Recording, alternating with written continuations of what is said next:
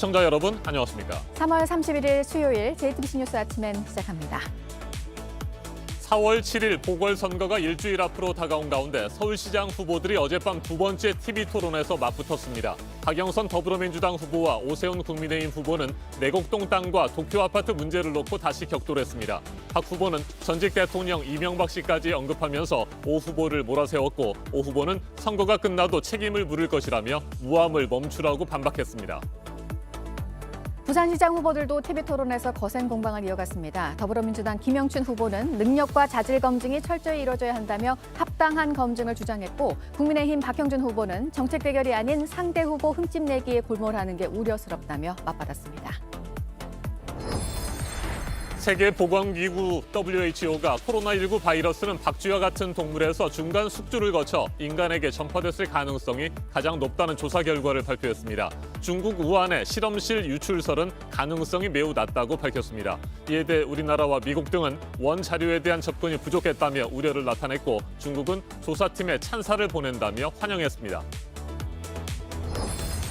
사우나와 직장, 유치원을 포함해 일상생활 공간 등에서 집단 감염이 이어지면서 오늘은 500명 안팎의 코로나 신규 확진자가 발표될 것으로 보입니다. 백신 공급 상황이 전 세계적으로 불안정한 가운데 정부는 2차 접종분을 1차 접종에 미리 사용하고 또 다른 조치들도 검토하고 있습니다. 미국에서는 워싱턴 DC의 명물 벚꽃이 절정을 맞이한 가운데 상춘객들이 몰리면서 위기감이 커지고 있습니다. 코로나19 신규 감염자 수가 다시 증가세로 돌아섰고 보건당국은 비상이 걸렸습니다. 백신 접종에 속도를 내고 있지만 종말이 다시 닥칠 수 있다는 경고도 나왔습니다. 독도가 일본 땅이라고 써진 일본 고등학교 교과서들이 검정 심사를 통과한 데 대해 우리 정부는 허황된 주장이라며 강력히 항의했습니다. 일본군 위안부 관련 내용도 제대로 기술되지 않은 데 대해서는 반성의 정신으로 역사를 교육하라고 촉구했습니다.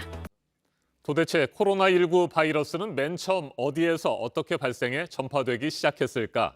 세계보건기구 WHO가 인류의 이 같은 물음에 답하기 위해 실시한 기원조사의 보고서를 어젯밤 공식 발표했습니다. 조사팀은 바이러스가 박쥐와 같은 동물에서 중간 숙주를 거쳐 인간에게 전파됐을 가능성이 가장 높다고 판단했습니다. 중국 우한의 실험실 유출설에 대해서는 가능성이 매우 낮다고 밝혔습니다. 그러면서도 실험실 유출설에 대해 충분히 조사하지 못했다고 털어놓았습니다. 우리나라와 미국 등은 원 자료에 대한 접근이 부족한 상태에서 만들어진 보고서라며 우려를 나타냈고 중국은 조사팀에 찬사를 보낸다며 환영했습니다. 박지윤 기자가 보도합니다. 조사팀은 조사를 마친 지 48일 만에 발표한 보고서에서 코로나19 전파 경로로 4가지를 상정했습니다. 이 가운데 바이러스가 박쥐 같은 동물에서 시작돼 중간 숙주를 통해서 인간에게 전파됐을 가능성이 가장 높다고 판단했습니다. 박쥐에서 코로나19 바이러스와 밀접한 바이러스가 발견됐는데 두 바이러스 사이에 진화적 거리가 존재해 천상갑 등 무언가가 중간고리 역할을 했을 거라는 설명입니다. Certain bat species being the host of this virus and having found other relatively close virus strains to SARS-CoV-2. 조사팀은 바이러스가 박쥐 등 1차 동물 숙주에서 인간에게 직접 전파됐다는 가설에 대해서는 가능성이 있다고 했고 냉동 운송 식품을 통한 전파 가능성도 있을 수 있다고 밝혔습니다. 마지막으로 실험실 유출설에 대해서는 가능성이 매우 낮다고 주장했습니다. 2019년 12월 이전 어떤 실험실에서도 코로나19 관련된 바이러스에 대한 기록이 없기 때문이라고 말했습니다. 하지만 정보 접근 금지 규정 등의 이유로 실험실 유출설에 대해서 충분히 조사하지 못했다고 털어놨습니다. Restrictions on and privacy laws that forbid the sharing of data, including private details, to outsiders. 거부르 여수수 WHO 사무총장도 실험실 유출설에 대한 심층 연구를 요청했고 한국과 미국, 일본 등 14개 국가는 자료 접근이 부족했다며 보고서 결과에 대해 우려하는 공동성명을 발표했습니다. The report lacks crucial data, information, and access. It represents a partial and incomplete picture. 반면 중국 정부는 조사에 참여한 전문가들이 보여준 전문성에 찬사를 보낸다면서 환영의 입장을 밝혔습니다. JTBC 박지윤입니다. 오늘 0시 기준 국내 코로나19 신규 확진자 수는 500명 안팎에 이를 것으로 보입니다. 어젯밤 9시까지 439명이 새롭게 확진 판정을 받았습니다. 전날 같은 시간대와 비교하면 58명이 많습니다. 사우나와 유치원 등 일상 곳곳에서 여전히 집단 감염이 이어지고 있는 데다 봄철 이동량이 증가하고 있어서 확산세는 좀처럼 꺾이지 않고 있습니다.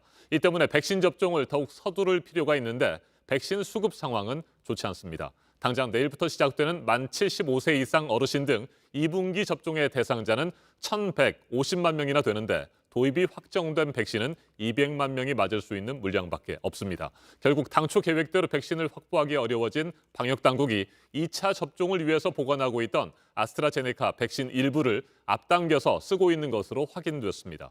윤영탁 기자입니다. 백신 도입이 예상보다 늦어지고 있습니다.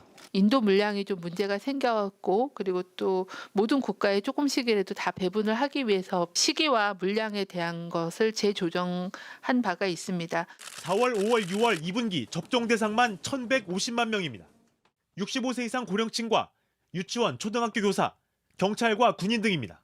그런데 확실하게 받는 물량은 209만 명분, 20%도 안 됩니다.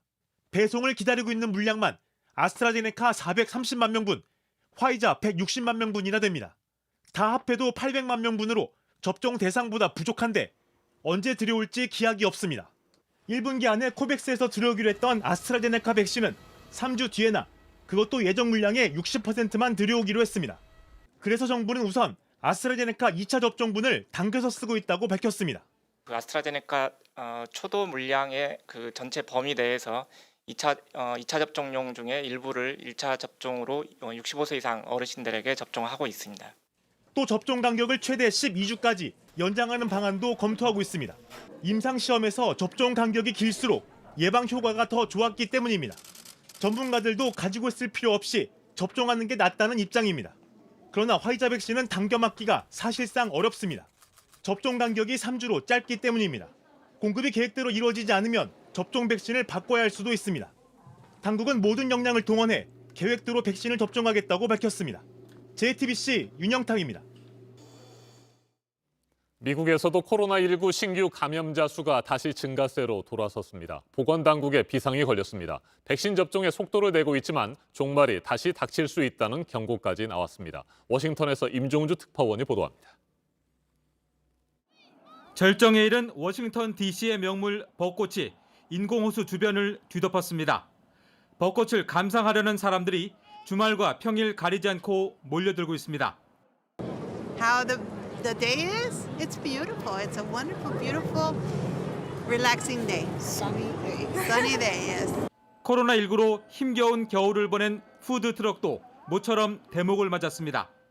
Today, is very good because like a lot of people outside because of shady platform, 많은 사람들이 마스크를 쓰고 꽃놀이에 나선 모습이지만 그렇지 않은 상충객도 적지 않게 눈에 띄니다.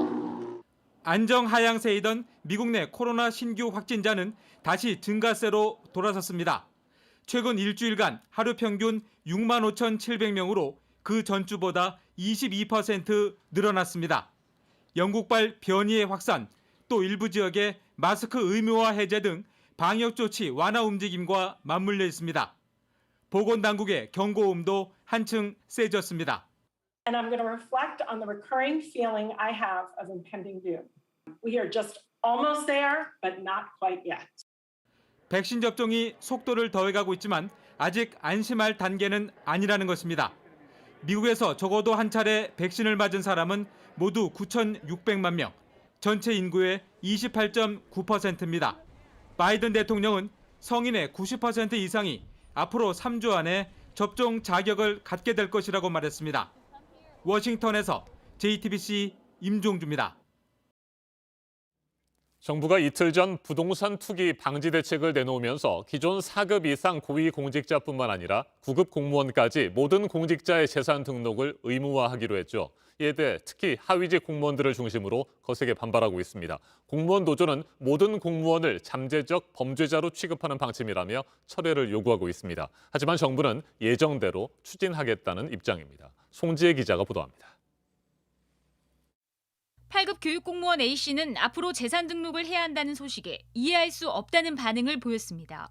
마치 무슨 모든 공무원들이 사전에 정보를 가지고 투기 대상에 해당자가 되는 것 마냥 이런 반응이 나오는 건 정부가 LH 사태 방지책으로 공직자 160만 명이 의무적으로 재산 등록을 하는 방안을 내놨기 때문입니다. 기존 4급 이상과 LH 같은 부동산 관련 공기업 직원 등 30만 명은 인사혁신처에, 나머지 130만 명은 소속기관 감사부서에 재산을 등록하도록 했습니다. 정부의 방침에 대해선 하위직인 7급부터 9급 사이에서 불만이 큽니다. 내부 정보를 이용한 투기는 분명 잘못됐지만 개발정보 접근 가능성이 거의 없는 사회복지사, 교사 등까지 재산 등록을 하라고 하는 건 과도하다는 겁니다. 공무원 노조도 모든 공무원을 잠재적 범죄자로 취급한다며 공동 성명을 내고 철회를 요구했습니다. 재산 등록에 많은 인력과 시간이 들어갈 거라는 지적도 합니다. 그 가족까지 하면 이게 400만, 500만 막 늘어나고 그 등록을 하는 담당자가 이제는 소수 몇 명을 했던 사람이 엄청난 많은 사람의 재산 등록에 대해서 확인 절차와 그 등록 절차를 다 해야 되기 때문에 공무원 노조는 법률 검토를 통해 헌법에 위배되는 내용이 있다면 헌법 소원까지 나설 수 있다는 방침입니다. 국공립 교사만 재산 등록 대상인데 사립학교 교사는 빠지는 등의 형평성 문제가 있다는 지적도 있습니다. 논란이 커지자 정부는 재산 등록을 하는 거지 공개하는 게 아니라고 해명했습니다. 각 부처나 지자체 등 감사실에서 재산 등록을 받아놓고 투기 의혹 등이 터졌을 때만 본인 동의를 받고 재산 내역을 들여다보겠다는 겁니다. 적용 대상도 인사혁신처를 중심으로 관계부처가 논의해 구체적으로 정하겠다는 입장입니다. JTBC 송지혜입니다. 이제 초중고 정규교육 전 과정에서 독도는 일본 땅이라는 교육을 받게 된 일본 학생들입니다. 이런 일방적인 주장이 담긴 고등학교 1학년 교과서가 이번에 검정 심사를 통과한 건데요. 독도에 대한 내용뿐만 아니라 일본군 위안부 피해자에 대해서도 제대로 된 사실을 쓰지 않거나 아예 언급도 안 돼 있는 교과서도 있습니다. 먼저 도쿄 윤서령 특파원입니다.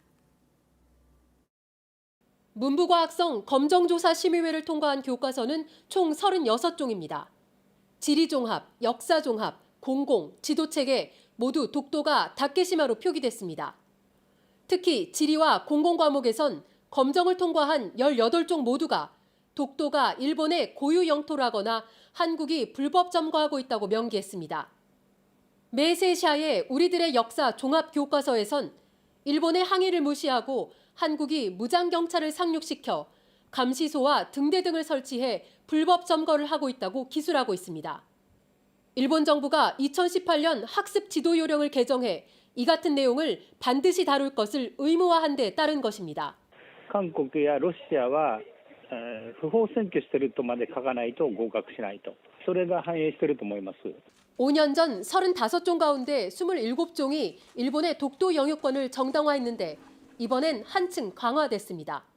이로써 일본 학생들은 초등학교, 중학교, 고등학교 전 과정에 걸쳐서 독도가 자국 땅이라는 교육을 받게 됩니다. 일본군 위안부 피해자에 대한 기술도 축소됐습니다. 역사 교과서 12종 가운데 절반 이상이 강제동원 성격을 언급하지 않았고 아예 위안부 문제를 다루지 않은 교과서도 있습니다. 또 강제징용 피해자와 관련해선 한일 청구권 협정으로 보상 문제는 이미 끝났다는 일본 정부의 일방적인 입장을 실었습니다. 도쿄에서 JTBC 윤서령입니다. 즉각 항의에 나선 우리 정부는 일본 정부의 자국 중심의 역사관에 대해서 비판했습니다. 실제 교육 현장에서의 교과서 채택 상황을 지켜보면서 추가로 대응을 해 나갈 계획입니다. 조민진 기자입니다. 외교부는 대변인 명의의 성명을 내고 즉각 대응했습니다. 일본이 자국 중심 역사관에 따라 과거의 사실을 있는 그대로 기술하지 않은 교과서를 검정 통과시킨 데 대해 강력히 항의한다며 즉각적인 시정을 촉구했습니다. 무엇보다 독도가 일본 땅이라는 기술을 집중적으로 비판했습니다. 역사적, 지리적, 또 국제법적으로 명백한 우리 고유 영토인 독도에 대한 허황된 주장이라며 강력히 규탄했습니다. 일본이 초중고 정규교육 전 과정에서 독도를 일본 땅이라고 가르치게 된 걸 묵과할 수 없기 때문입니다. 일본군 위안부에 대해 제대로 기술하지 않은 대목도 문제 삼았습니다. 전시 여성의 인권 유린이자 보편적 인권 침해인 일본군 위안부 피해자 문제의 본질을 일본 정부가 정확히 인식해야 한다고 했습니다. 스스로 표명했던 책임 통감과 사죄, 반성의 정신에 입각해 관련 역사 교육에 임하라고 촉구했습니다. 그동안 일본 우익단체가 위안부 관련 기술을 교과서에서 삭제할 것을 주장해왔는데 이런 억지 주장이 반영된 걸 지적한 겁니다. 외교부는 일본 발표 후 1시간도 안 돼 소마 1호 이사 주한 일본 대사관 총괄공사를 조치했습니다. 정부는 앞으로 일본 교육 현장에서 극우 성향의 교과서들이 실제로 얼마나 채택되는지 주목하며 추가 대응을 이어갈 예정입니다. JTBC 조민진입니다. 네, 이제는 멈춰달라는 호소에도 끊이지 않고 일어나고 있는 미국에서의 아시아계를 향한 증오 범죄에 미국 정부도 여러 조치들을 내놓고 있습니다. 아무 이유도 없고 단지 아시아계여서 당하는 폭행이 길거리에서 또 지하철 안에서도 일어났습니다. 홍희정 특파원입니다. 지하철에 탑승한 한 흑인 남성이 아시아계 남성에게 주먹을 휘두릅니다. 깜짝 놀란 아시아계 남성도 주먹을 뻗으며 저항해보지만 곧 흑인에게 제압당합니다. 30초간 이어진 주먹 폭행도 모자라 뒤에서 목을 조릅니다. 그만하라는 승객들 외침에도 결국 기절시킨 후 바닥으로 밀어뜨립니다. 이 같은 끔찍한 폭행은 1분 가까이 이어졌지만 말리는 사람은 아무도 없었습니다. 교회에 가던 60대 아시아계 여성은 마주오던 흑인 남성에게 묻지마 폭행을 당했습니다. 여성의 가슴을 발로 차더니 쓰러진 여성의 머리를 3번 더 발로 내리치고는 사라졌습니다. 맨해튼 한복판에서 대낮에 봉변을 당한 여성은 병원으로 옮겨졌습니다. 워싱턴에선 아시아계 운전자의 차량을 훔치려던 10대 소녀 2명이 살해 혐의로 기소됐습니다. 피해자가 운전석에 매달려 있는데도 이들은 가속 페달을 밟았고 아찔한 질주 속에서도 테이저건을 쐈습니다. 숨진 피해자는 파키스탄 이민자였습니다.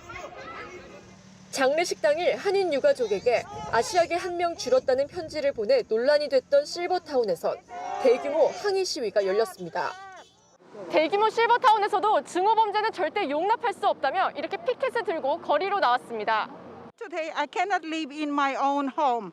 See how racist and bad this Leisure World neighborhood is? 정치권도 분노했습니다. I think it's time to open.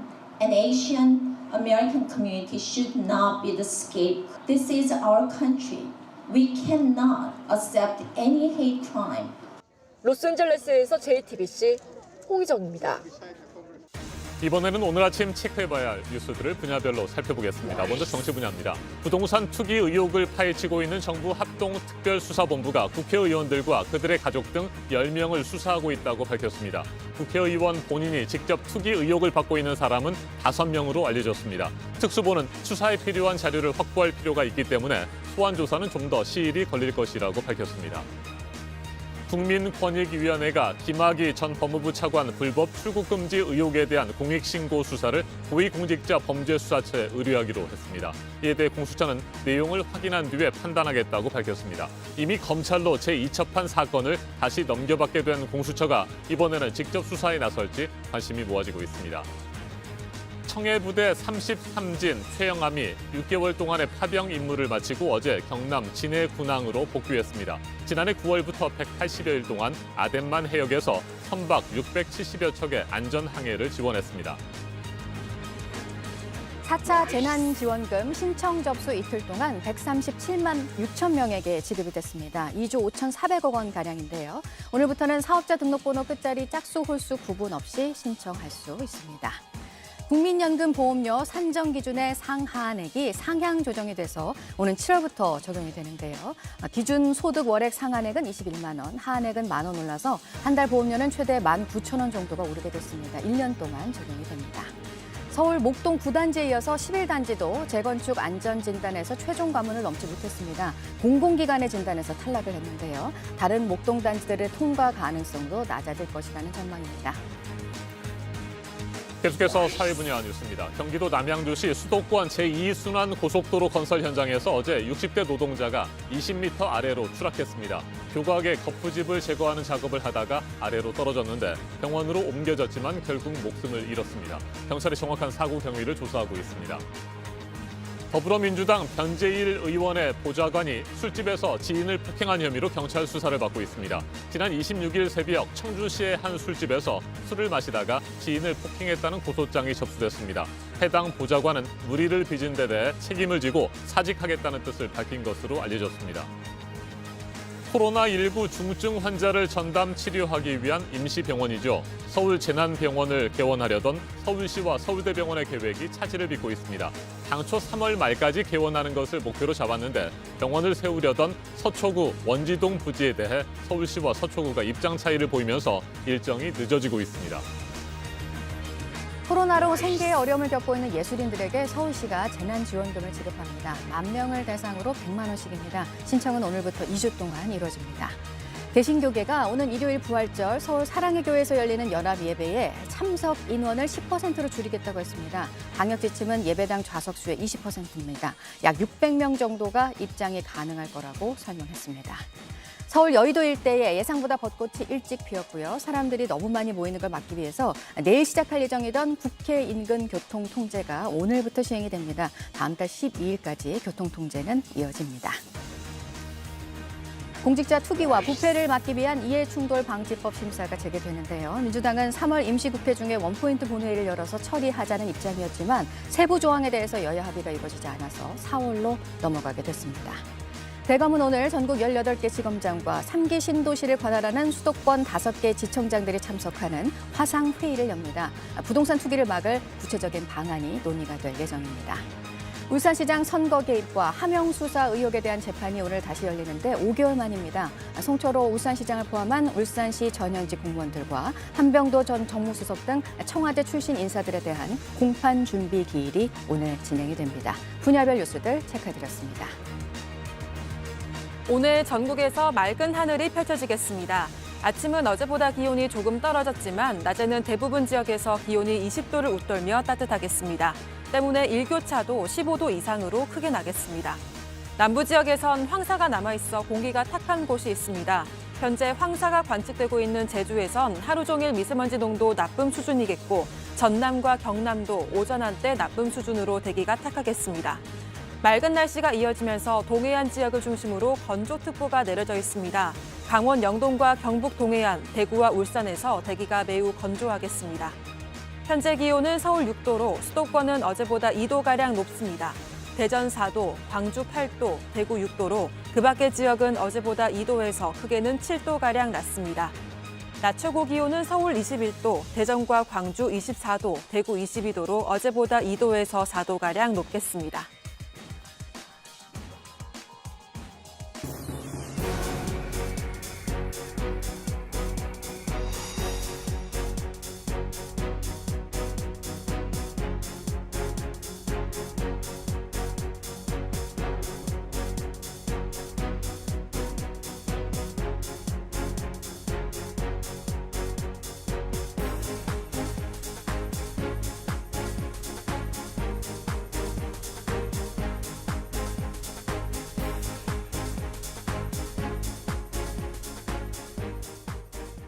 한 곱창 프랜차이즈 업체가 지저분한 공장에서 불법으로 제품을 만드는 현장이 적발됐습니다. 고기는 땅바닥에 나뒹굴고 소스는 만든 날짜도 유통기한도 적혀 있지 않았습니다. 현장을 본 단속반이 기가 막히다고 말할 정도로 음식을 만드는 곳이라고 보기 어려웠습니다. 정원석 기자입니다. 조미료 같은 식재료와 스티로폼 상자들이 어지럽게 뒤섞여 있습니다. 언 고기는 땅바닥에 아무렇게나 놔둔 채 녹이고 있습니다. 바닥엔 고기 살점과 각종 쓰레기들이 놔뒹굽니다. 경북 포항에 있는 곱창 가맹업체 본사입니다. 식약처 단속반이 들이닥쳤습니다. 작업장 겸 뭐 원료 보관창고 다 같이 쓰시네. 이게 식품을 다루는 공장이에요, 이게? 이 업체는 대구와 부산 등 영남 지역에만 가맹점이 17곳 있습니다. 그런데 그동안 영업 신고조차 하지 않고 불법으로 제품을 만들어 왔던 겁니다. 가맹점에 곱창 소스 3.5톤 분량은 넘겼는데 제조 일자도 유통기한도 표시하지 않았습니다. 가맹점에 나가는 거잖아요. 어떤 소스예요, 그러면 이게? 이게 겉절이 소스. 겉절이 소스? 이걸 담는 거예요? 이거랑 같은 거예요? 식약처는 가맹점에도 책임이 있다고 봤습니다. 제품 제조일자 같은 정보가 없다는 걸 알면서도 소비자에게 팔았던 겁니다. 가맹점에만 불법 제품이 나간 게 아닙니다. 이 업체는 곱창 전골과 한우 대창, 한우 곱창 등 즉석 조리식품도 온라인몰을 통해서 팔았습니다. 제조일자와 유통기한 표시도 없는 제품이 1톤 가까이 팔렸습니다. 식약처는 이 업체를 경찰에 고발했습니다. JTBC 정원석입니다. 어제 오전 10시 50분쯤 부산시 부산 진구에 있는 8층짜리 원룸 6층에서 불이 났습니다. 이곳에서 살던 30대 남성이 다리에 2도 화상을 입고 병원에서 치료를 받고 있습니다. 불은 30분 만에 꺼졌지만 불이 난 현장에 쓰레기가 많아 소방당국이 접근에 어려움을 겪었습니다. 경찰과 소방당국은 콘센트 과부하로 불이 난 것으로 보고 정확한 화재 원인을 조사하고 있습니다. 인천의 한 어린이 보호구역에서 불법 우회전을 하다 초등학생을 치어 숨지게 한 화물차 운전기사 A씨가 검찰에 넘겨졌습니다. 현재 구속된 상태인 A씨는 지난 18일 초등학교 스쿨존 앞에서 횡단보도를 건너던 10살 초등학생 B양을 치어 숨지게 한 혐의를 받습니다. 경찰은 스쿨존에서 사망사고가 발생한 만큼 A씨에게 민식이법이라 불리는 특정범죄 가중처벌법상 어린이 보호구역 치사 혐의를 적용했습니다. 대전에 있는 어린이집에서 2살배기 여아가 숨진 채 발견돼 경찰이 수사에 착수했습니다. 지난 30일 오후 2시쯤 대전 중구의 한 어린이집 원장은 잠을 자던 A양이 숨을 쉬지 않는다며 경찰에 신고했습니다. 경찰은 국립과학수사연구원에 A양에 대한 부검을 의뢰하는 한편 학대 여부를 확인하기 위해 어린이집 원장과 교사를 조사할 예정입니다.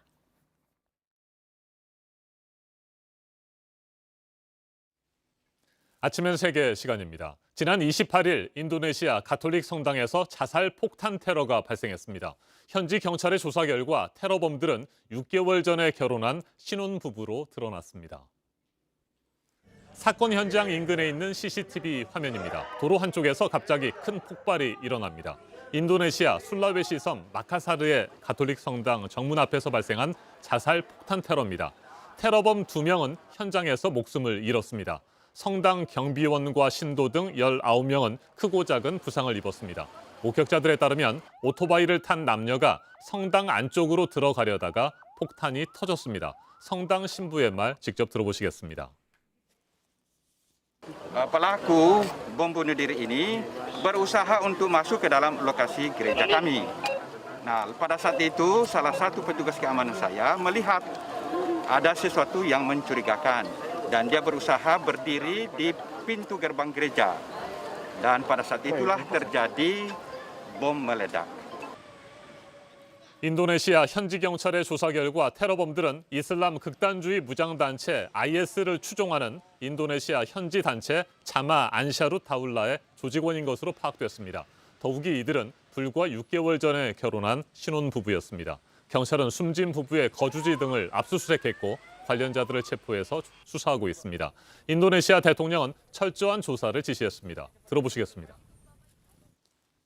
Saya mengutuk keras aksi terorisme tersebut dan saya sudah memerintahkan Kapolri untuk mengusut tuntas jaringan-jaringan pelaku dan membongkar jaringan itu sampai 이번 테러의 배후로 밝혀진 IS 추종단체는 지난 2018년 인도네시아 동자바주 수라바야 교회와 경찰서에서 발생했던 자살 폭탄 테러의 배후로도 알려져 있습니다. 당시에도 부부는 물론이고 9살 아이까지 일가족 모두가 자살 폭탄 테러에 동원돼 전 세계에 큰 충격을 안겼습니다.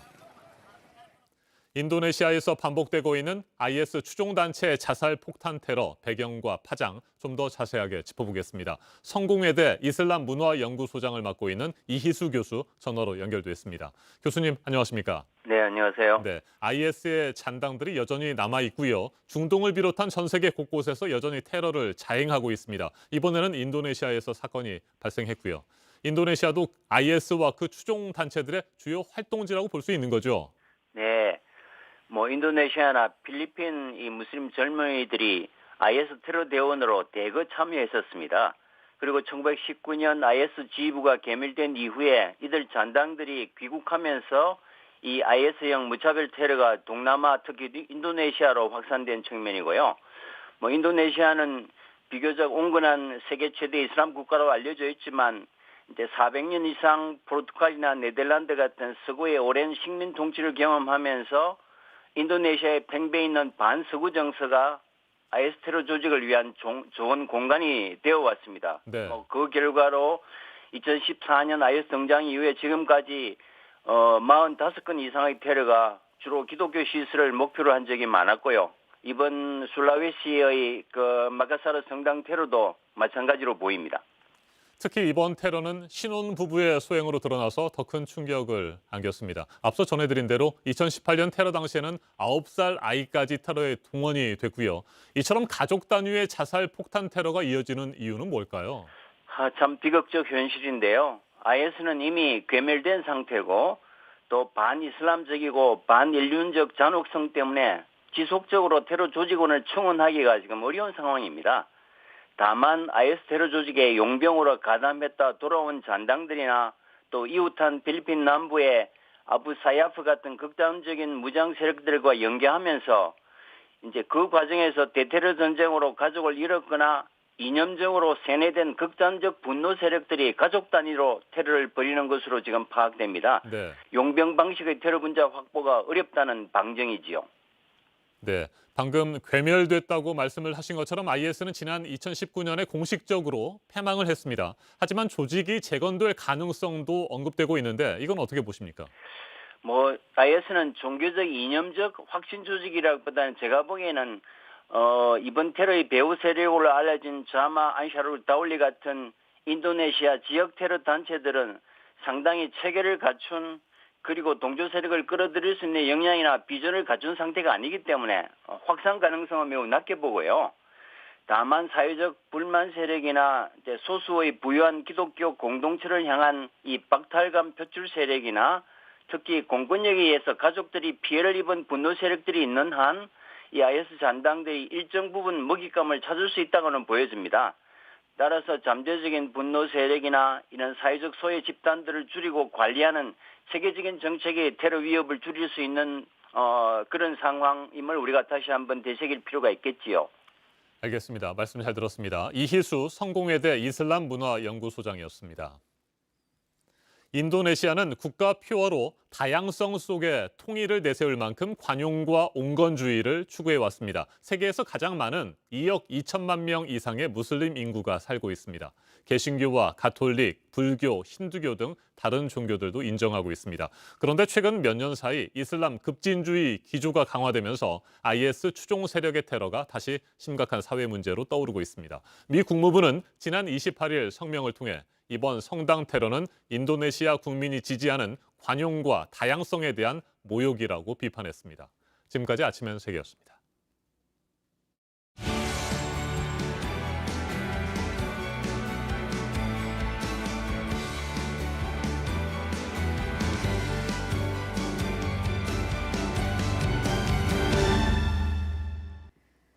네, 수요일 아침 8시 9분 지나고 있습니다. 미국 정부가 지금 대북 정책을 마무리 짓고 있는 시점이라서요. 요즘 관련해서 나온 주요 인사들의 언급들 하나하나가 관심을 받고 있는데요. 이런 상황에서 미국의 국가별 인권 보고서가 밤사이에 나왔는데 북한에 대해서는 인권 침해에 대해 북한 정권이 책임을 지게 할 것이라고 했습니다. 보도국 연결해서 이 소식 알아보겠습니다. 강버들 기자 시사하는 부분이 있겠죠? 현지 시간 30일 미국 국무부가 이날 내놓은 2020년 국가별 인권 보고서에 대한 기자회견을 했습니다. 토니 블링컨 장관은 북한은 언급하지 않고 미얀마 군부와 중국 신장 지역 집단 학살을 강하게 규탄했는데 차관보 대행이 북한에 대한 질문을 받고 미국의 입장을 설명했습니다. 먼저 들어보시겠습니다. We do remain deeply concerned by North Korea's egregious human rights record, which remains among the worst in the world. We will continue to hold the North Korean government accountable for its egregious human rights violations. 보고서에 담은 대로 당국에 의한 불법적이고 임의적인 살해, 실종, 북한 보안부대가 저지르는 인권 유린 문제가 그만큼 심각하다고 다시 강조한 겁니다. 차관보 대행이 인권은 대북 정책을 검토하는 데 필수 요소라는 발언도 한 만큼 북한 인권 상황에 대한 판단이 미국이 새로 내놓을 대북 접근법에 어떤 식으로 반영될지 지켜봐야 할 것 같습니다. 네, 북한 인권 보고서 내용은 그렇고 우리나라에 대한 그 인권 보고서에는 그 대북 전단 금지법에 대한 비판이 들어가 있네요. 네, 우리나라에 대해서는 표현의 자유 제한 문제를 지적했는데 대북 전단 금지법이 주요 사례로 언급되었습니다. 기자회견에서도 관련 질문이 나왔는데 답변 먼저 들어보시겠습니다. In terms of the anti-leaflet bill, increasing the free flow of information into North Korea is a U.S. priority. We continue to campaign for the free flow of information into the DPRK. 네, 지난해 발의돼서 어제부터 본격적으로 시행에 들어간 이 법을 우회적으로 비판한 겁니다. 표현의 자유 제한과 관련해서는 지난해 6월 문재인 대통령을 비판하는 대자보를 붙였다 처벌된 사례를 같이 언급했고요. 부패와 투명성 부족 부분에서는 김홍걸 의원, 조국 전 장관 일가, 윤미향 의원의 혐의를 담았고 성추행, 특히 공인에 의한 가해 사례로는 박원순, 오거돈 전 시장을 언급했습니다. 그 밖에 동성 군인 간 합의된 성행위를 처벌하는 법도 인권 침해로 적시했습니다. 네, 멈추지 않고 있는 이 아시아계를 향한 증오 범죄에 대해서 미국 정부가 대응책을 내놨습니다. 바이든 대통령도 다시 한번 언급을 했죠. 네, 바이든 대통령은 추가 대책에 서명했다는 소식을 전하면서 그런 공격은 잘못됐다, 미국적이지 않은 것이다, 반드시 멈춰야 한다는 트윗을 현지 시간 30일 올렸습니다. 지난 1월 취임 직후 냈던 아시아 태평양계에 대한 차별 퇴치각서의 후속 작업들이 이날 발표됐습니다. 부처 간 정책을 조율하는 상근 담당자를 두고 피해를 본 이들을 돕기 위해 4,950만 달러의 기금을 할당하기로 했습니다. 아시아인이 피해자인 사건 또 증오 범죄에 대한 기소율이 낮다는 지적이 이어졌는데요. FBI는 증오 범죄 보고를 촉진하기 위해 교육 행사를 열기로 했고요. 법무부는 영어는 물론이고 한글과 중국어 등의 언어로 이용할 수 있도록 업데이트된 증오 범죄 웹사이트를 공개했습니다. 지금까지 아침엔 지금 JTBC 강버들입니다. 자신이 운영하는 지역 아동센터에 다니는 10대 자매를 상습적으로 성추행한 목사가 얼마 전에 징역 7년을 선고받았는데요. 피해자가 더 있었습니다. 배양진 기자입니다. 그 사무실에 갔을 때 이렇게 범행이 끝나고 그때 뭐 깎아서 먹으라고 주머니에서 10,000원을 매번 손에 쥐어주던 10,000원의 의미를 그땐 잘 몰랐습니다. 내가 너 아버지가 되어주겠다. 굉장히 많이 들었어요. 그렇게 손을 누군가 내밀어 준다는 것 자체가 유일한 희망이라고 느낄 수 있었던 것 같아요. A 목사는 지난 2007년부터 2년 동안 자신이 운영하던 지역아동센터를 다니던 10대 자매를 상습적으로 성추행했습니다. A 목사는 이들 자매에게 유사 성행위를 강요하거나 신체 주요 부위를 보여주는 등 성범죄를 저질렀습니다. 이들 자매가 A 목사를 고소하며 13년 만에 목사의 범행이 세상에 드러났습니다. 시효가 경찰에서도 검찰에서도 굉장히 안타까웠었어요. 징역 7년을 선고받고도 혐의를 인정하지 않았습니다. 신천지가 나를 의미한다. 그렇게 일반적으로. 그런데 피해자는 더 있었습니다. 자매가 증언을 부탁하려 연락한 D씨가 알고 보니 또 다른 성추행 피해자였던 겁니다. 내가 당해서는 안 될 일을 당했구나라는 건 제가 성인이 되고 나서 알았고요. 이제 머리 같은 거 만지고 어깨 만지고 다독여주는 식으로 가다가 그냥 어느 순간 수법도 비슷했습니다. 저희 집이 되게 가난했었거든요. 가난한 집에서 자꾸 용돈이 10,000원씩 생기니까 그러니까 대가를 주고 애를 만지고 있구나 이 사람이. 추행은 D씨의 중학교 시절 내내 이어졌습니다. A 목사는 2018년까지 지역아동센터를 운영했습니다. 이게 동생 되고 동생 친구도 있고 그러면 지금도 숨겨진 또 다른 피해자가 고소에 나선다면 추가 수사가 진행될 가능성이 높습니다. 입장을 묻는 JTBC 취재진에게 A 목사 변호인 측은 언론에 대응하지 않겠다는 입장을 밝혔습니다. JTBC 배양진입니다.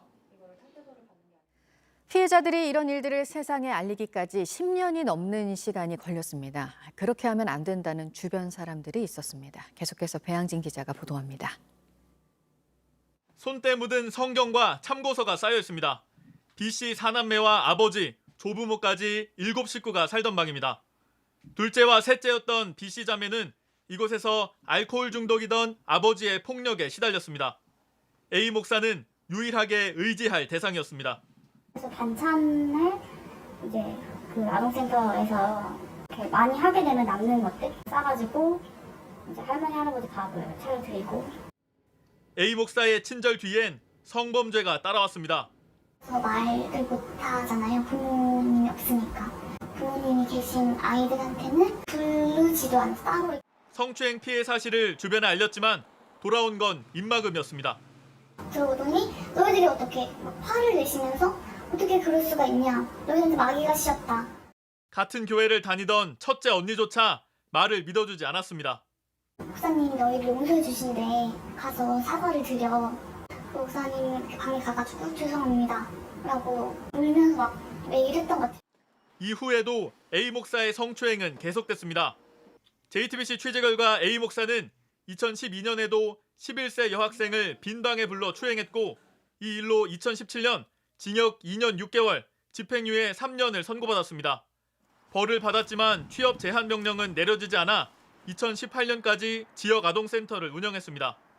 A 목사가 소속된 기독교 한국침례회는 징계도 내리지 않았습니다. 교회 내에서 성폭력 부분이 이루어지면 어떻게 해야 될지 모르는 부분이 있어서 당황스러워하는 것 같아서 쉬쉬하는 분위기가 있는 거죠. JTBC 배양진입니다. 군부의 만행이 날이 갈수록 잇따르고 있는 미얀마 상황을 연일 전해드리고 있는데요. 시민들이 갇혀있는 감옥 안에서의 참상도 전해졌습니다. 김지아 기자가 전합니다. 체포되기 직전 촬영한 영상입니다. I was in a very front line, so they started attacking us. They hurt the kids under like around 14 years old, 15 years old. It was a chaos. 이 시위에 참여한 청년들은 현장에서 체포됐습니다. I have to stay in the prison for 21 days, and in that part of the prison which I was detained, there are over 1,000 detainees. 양곤에 위치한 인세인 감옥 안에선 가혹 행위가 있었다고 했습니다. There's one person, he got a tattoo, like in English it said Spring Revolution. Yeah. So what they do is they use a knife and they were strapped with wire cables. 고문까지 이뤄졌다고 했습니다. Some of my seniors and friends who are regarded as the leaders of the protests were tortured. Their heads were covered with black bags and struck by the truncheon. 시신의 장기를 빼낸다는 의혹도 제기됐습니다. Military jail. They were killed. When they returned the body, there was no organs inside. They are terrorists. 감옥 안에서는 부상자도 속출했습니다. One of my senior, who was also ex-mine, his heart was a little bit broken. 이들은 국제사회의 실질적인 개입이 절실하다고 호소했습니다. I mean, thank you for the statement, but those are useless. Stop worrying for us, and even UN, United Nations, like, stop worrying for us. Like, your worries are nothing. People are dying. JTBC 김지아입니다. 지금 미얀마에서는 최악의 유혈 사태가 이어지고 있습니다. 쿠데타를 일으킨 군부는 자유와 민주를 외치는 시민들을 향해 로켓 추진 수류탄까지 발사한 것으로 전해졌습니다. 본격적인 내전이 시작될 가능성도 높아지고 있습니다. 유혈 진압으로 인한 사망자는 이미 500명을 넘어섰고 어린이 희생자도 30여 명에 이르고 있습니다. 하지만 유엔을 비롯한 국제사회는 너무나도 무기력한 모습을 보이고 있습니다. 이재현 아산정책연구원 선임연구위원 자리 함께했습니다. 어서 오십시오. 네, 안녕하십니까. 네, 군부가 쿠데타를 일으킨 것이 지난 2월 1일이니까요. 벌써 2달이 지났습니다. 예. 시간이 흐를수록 미얀마 국민들의 민주화 열망은 거세지고 있는데 군부는 계속해서 강경 진압으로 일관하고 있습니다. 정말 안타까운 상황이 계속되고 있어요. 예, 말씀하신 것처럼 좀 안타까운 상황이고, 그리고 미얀마 안에서 희생자는 계속 나오고 있고요. 그리고 군부가 그 미얀마 사태를 어떻게 해결하려는 의지도 전혀 보이지 않고 있고, 그리고 국제사회는 지금 지속적으로 관심을 가지고 있습니다. 한국을 비롯해서 미국도 그렇고 유럽연합도 그렇고 관심은 보이고 있지만 그런 관심이라는 것이 미얀마 사태 해결에 얼마나 실질적인 도움이 될까라는 데는 좀 의문부호가 붙어 있는 게 사실입니다. 그래서 여러모로 지금 앞이 보이지 않는 상황이라고 할 수 있습니다. 네, 국제사회가 관심을 가지고 있다는 말씀을 하셨습니다. 국내에서도 미얀마 국민들의 민주화 열망을 지지하고 응원하는 사람들이 많고요. 연대 움직임도 계속해서 이루어지고 있습니다. 그럼에도 불구하고 저희가 앞서 전해드린 리포트에서도 미얀마 시민께서 이런 말씀을 하셨습니다. 성명 발표는 고맙지만 소용이 없다. 유엔과 미국도 걱정한다는 말은 그만해달라. 사람들이 죽어가고 있다. 이런 말입니다. 너무나도 무기력해요. 국제사회가 말이죠. 예, 맞습니다. 지금 뭐 보시는 것처럼 뭐 유엔에서 역할을 해야 된다, 또는 미국이나 서방 국가들이 적극적인 역할을 해야 된다라는 이야기가 여기저기서 나오고 있고 미얀마 시민들도 그거를 바라고 있는 것 같습니다.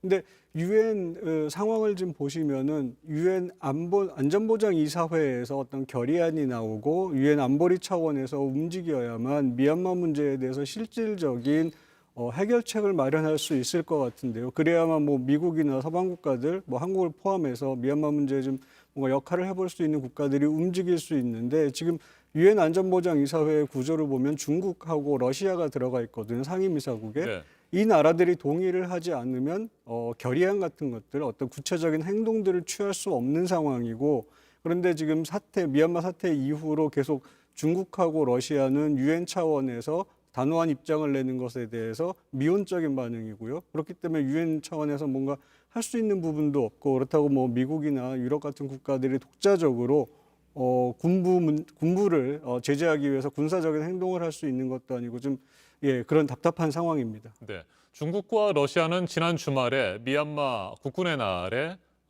사절단까지 보냈습니다. 네. 그만큼 뭐 군부를 계속해서 지지하는 모습을 보이고 있는데, 구체적으로 일단 중국을 좀 살펴볼까요? 왜 그렇게 미얀마 군부를 지지하는 겁니까? 중국이 미얀마 군부를 지지하는 거는 사실은 국군의 날 기념식에 갔던 것들은 좀 눈에 띄는 상황이고, 대부분의 경우에 눈에 띄지는 않습니다. 뭐 구체적으로 무기를 주었다거나 아니면 자금을 지원했다거나 그런 것들은 보이지 않는데, 그럼에도 불구하고 이제 군부는 미국이나 유엔, 유럽 뭐 이런 국가들이 미얀마 내부 문제를 가지고 미얀마에 대해서 경제 제재를 하거나 행동을 취할 때 중국이 자기네들을 도와줄 수 있을 거라고 믿거든요. 그리고 그렇게 군부가 믿고 있는 배경에는 중국이 미얀마를 자기 편으로 끌어들여서 자기네 영향권 하에 두어야만 하는 충분한 이유가 있습니다. 지도를 놓고 보시면 눈에 확실히 들어오는데, 중국 입장에서는 지정학적인 계산에 따르면은 중국의 적대적인 세력, 그리고 지금 같은 경우는 이제 그 미국이 되겠죠. 네. 아마도 적대적인 세력이 중국의 국경 근처에 다가오지 못하도록 하는 그런 완충지대를 가질 필요가 있고요. 미얀마라는 국가는 중국과 국경을 맞대고 있고 그런 완충지대로서 역할을 할 수 있기 때문에 중국 입장에서는 미얀마의 민간 정부가 들어서든 아니면 군부가 들어서든 미얀마를 중국 편에 붙잡아두는 게 대단히 중요합니다. 네, 그런 의미에서 지금 군부가 쿠데타를 일으킨 상황에서 군부에 대해서 심정적인 지지를 해주고 군부가 믿을 수 있는 어느 정도의 후원을 제공해주면서 미얀마를 중국 편에 묶어두려고 하는 것이죠. 네, 미얀마는 1990년대부터 본격적으로 중국의 영향권에 들어갔다고 볼 수 있을 것 같습니다. 미국은 미얀마에서 뭐 제대로 영향력을 행사하지 못하고 있고요. 미국이 왜 그렇습니까? 좀 더 적극적으로 나설 수는 없습니까? 역사적으로 보면은 지금 1990년 이야기를 하셨는데 1990년에 미얀마에서 군부 통치하에서 선거가 있었습니다. 네. 그때 아웅산 수치 여사가 이끄는 민족민주동맹이 압도적인 승리를 거뒀는데 군부가 이거를 무시해버리고 그 2차 군부 통치로 들어갔거든요. 그때를 기점으로 미국 등 국가들에서 미얀마에 제재를 본격적으로 시작을 했고요. 그래서 외부의 문이 닫힌 미얀마는 그때부터 중국 쪽으로 기울 수밖에 없었고 중국과 국경무역 같은 것들로 그런 거를 통해서 이제 경제를 유지해왔던 거죠. 그러는 사이에 2010년대가 넘어가도록 미국은 미얀마에 접근을 하지 못했습니다. 경제 제재를 하고 있고 외교적인 관계도 없고 미얀마 국내 상황이 군부 통치가 바뀌지 않는 한 미국이 미얀마에 개입할 수 있는 명분이 없었던 거죠. 미국이 들어갈 수 있는. 그런데 2011년부터 미얀마에서 조금씩 정치 개혁이나 시작이 되면서 그때 이제 본격적으로 미국이 미얀마에 접근하기 시작했고, 그러니까 오바마 행정부 때 피봇 정책이라는 거의 핵심 중에 하나가 미얀마를 어떻게 돌려세울 것인가였거든요. 그래서 미얀마에 있는 중국의 영향력을 어떻게 억제할 것인가라는 부분이었는데, 그때 이제 미얀마에 미국이 들어가면서 중국의 영향력을 억제하기 시작을 했죠. 잠깐 동안 미국이 미얀마에 접근할 수 있는 기회가 있었는데 이번 군부 쿠데타로 다시 이제 상황이 역전됐다라고 볼 수 있죠. 네, 미얀마는 현재 중국뿐만 아니라 러시아도 상당한 영향을 미치고 있는 겁니까? 현재 어떻게 보고 계십니까? 아까 말씀드린 것처럼 안보리에서 중국하고 러시아하고 반대한다라는 이야기는 뭐 러시아가 미얀마에 직접적인 영향을 크게 이해관계를 가지고 있지는 않습니다. 그런데 중국하고 같은 입장, 미국에 반대하는 입장으로서 러시아는 그 안보리에서 중국하고 같은 입장을 가지고 있는 거고, 또 다른 한편으로는 그 주변에 있는 인도나 태국 같은 동남아시아 국가, 그다음에 서남아 국가들이 또 중국 못지않게 지원을 해주는 부분들도 있습니다. 네, 국제사회는 그렇고요. 우리나라 정부도 좀 더 적극적으로 나설 수는 없을까요? 참 그 부분이 애매한데요. 한국 정부는 이미 이제 그 독자적인 제재까지 포함해가지고 몇 차례 입장을 밝혔습니다. 그리고 지금 민주화 운동을 하는 그 군부에 반대하는 쪽 지지하는 입장을 명확히 밝혔는데, 그 이상으로 가면은 뭐 예를 들면 무역을 중단한다든가 미국이 하고 있는 것처럼, 아니면 국내 기업들이 미얀마에 투자를 하지 못하게 한다든가, 그리고 뭐 상황이 되면 이제 뭐 군사적인 이런 문제까지도 이제 가능성 차원에서는 열어둘 수 있는데, 사실은 이번에 한국 정부에서 입장을 낸 거 정도가 지금 할 수 있는 최대한의 상황 그 조치들이 아닌가. 미얀마하고 무역을 중단한다든가 그런 것들은 조금 더 그 국제사회와 같이 보조를 맞춰가지고 진행해야 될 거라고 보는데, 지금 이렇게 한국 언론들에서 미얀마 사태에 관심을 가지는 것처럼 꾸준하게 어쨌든 미얀마 사람들이 투쟁을 이어갈 수 있도록 힘을 실어주고 국제사회에 관심이 있다는 걸 보여주는 것들은 계속 해야 될 것 같습니다. 그 정도는 최소한으로 해야 되는 역할이라고 봅니다. 말씀을 들어보니까 미얀마를 둘러싼 국제 관계는 굉장히 생각보다 복잡한 것 같습니다. 그럼에도 불구하고 지금도 계속해서 미얀마 국민들이 목숨을 잃어가고 있습니다. 구체적인 현실적인 해결책들이 서둘러 마련돼야 할 것으로 보입니다. 여기까지 듣겠습니다. 이재현 아산정책연구원 선임 연구위원이었습니다. 말씀 잘 들었습니다. 네, 감사합니다. 먹거리 물가가 계속 뛰고 있습니다. 내일부터는 맥주나 막걸리 같은 술값도 오릅니다. 그러자 동네 마트들이 생필품 값을 그만 올리라며 처음으로 행동에 나섰습니다. 지금도 코로나19로 힘든 상황인데 손님까지 줄어들면 안 된다는 겁니다. 이희령 기자가 다녀왔습니다. 동네 마트 주인들이 국회 앞에 처음으로 모였습니다. 코로나로 어려운데 가격 인상 웬 말이냐? 항의의 뜻으로 제품을 뜯어서 버리기까지 합니다. 즉석밥부터 국수, 설탕, 고추장까지 올 들어 소비자들이 자주 찾는 제품값이 줄줄이 올랐다는 겁니다. 갑작스런 주류 생필품에 대한 출고가 인상은 자영업자를 2번 죽이는 칼날이 되고 있다. 제품 값이 뛰면 마트 이익이 늘어나는 게 아니라 손님만 줄어든다고 하소연합니다. 케찹도 마찬가지로 보면 가격대가 지금 좀 많이 올랐습니다. 주로 지금 통조림류도 지금 전체적으로는 좀 많이 올라 있습니다. 참치캔, 소금, 콩나물. 안 오른 제품을 찾기 어려울 정도입니다. 그렇지 않아도 코로나로 어려운 상황에서 제조사에서는 가격을 올리지만 저희가 바로 반영을 못 하잖아요. 고객님들 부담이 많이 되니까 뭐 한 달 정도나 2달 정도까지도 이렇게 기간을 두는 경향들이 있습니다. 가장 부담이 큰 건 소비자입니다. 작년보다 만 원씩 막 더 나오고 이러니까 확실히 많이 올랐다고 느껴요. 거기다 코로나 때문에 애들이 집에 많이 있었잖아요.